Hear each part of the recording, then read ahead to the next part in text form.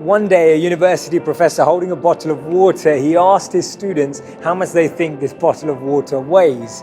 500 grams, shouted one student. Another from the back shouted 600 grams. The professor looked at them and said, actually, until we weigh the bottle, we wouldn't know.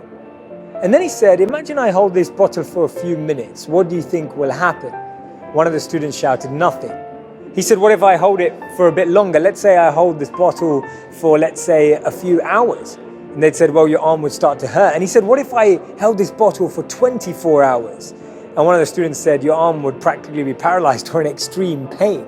The professor then said, notice that the weight of the bottle didn't change during that time at all. The only thing that changed was how long you were holding it. And his lesson to his students from this situation was that this bottle represents our challenges, our problems, our worries, our anxieties about uncertainty, that the longer that we hold them, the more pain they can do to us. One of the most moving and powerful quotes I've ever heard is from Nelson Mandela, where he said that when I was walking out the door toward the gate that would lead to my freedom, I knew that if I didn't leave behind my bitterness and hatred, I'd still be in prison.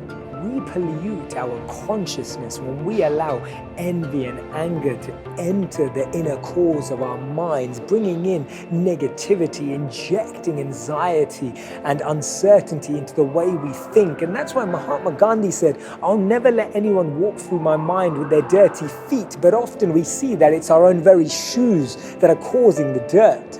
Forgiveness and letting go and the ability to rise above the challenges that have been caused by others in our life is such an important ability, because we need to learn to accept apologies that we never received. I believe that you can't fix yourself by breaking someone else. It's like what Buddha said, resentment is like drinking poison and expecting the other person to die. When we recognize that actually by holding any negative feelings towards another individual simply only harms the way we think, that's when we'll truly be able to forgive, move on and let go, and realize that that internal healing is what lets us take care of the external circumstances. And this is not easy at all, because we've all been caused pain, sometimes to extreme lengths. Sometimes our hearts have been broken. Sometimes our trust has been misused. Sometimes we've been exploited. Sometimes our loyalty has been tested. And that's why forgiveness doesn't excuse the behavior, but it prevents the behavior from negatively affecting us.